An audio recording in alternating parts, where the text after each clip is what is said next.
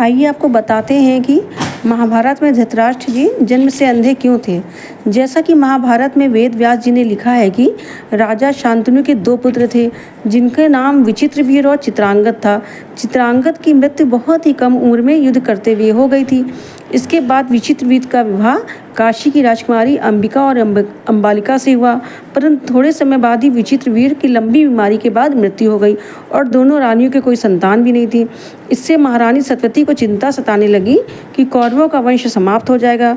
तो महारानी सत्यवती जी ने महर्षि वेद व्यास को बुलवाया और उनसे कौरव वंश को आगे बढ़ाने के लिए अपनी चिंता व्यक्त की। तो महर्षि वेद व्यास ने सत्यवती से दोनों पुत्र वधुओं को अपने पास भेजने को कहा, जिससे वे दिव्य शक्ति से उनकी गोद भर सकें।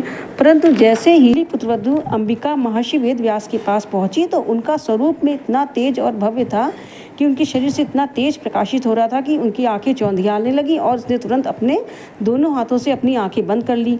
इसी प्रभाव के कारण अंबिका का पुत्र धृतराष्ट्र अंधा हुआ, जबकि जब उनकी दूसरी पुत्रवधु अंबालिका महर्षि वेद व्यास के पास गई तो उनका तेज देखकर डर से पीली पड़ गई। इससे अंबालिका का पुत्र, जिसका नाम पांडु था, पीलिया नामक बीमारी से ग्रस्त रहता था। इसी तरह की पौराणिक कथाओं को जानने के लिए मेरे चैनल को अभी तक सब्सक्राइब नहीं किया है तो अवश्य करें। आपका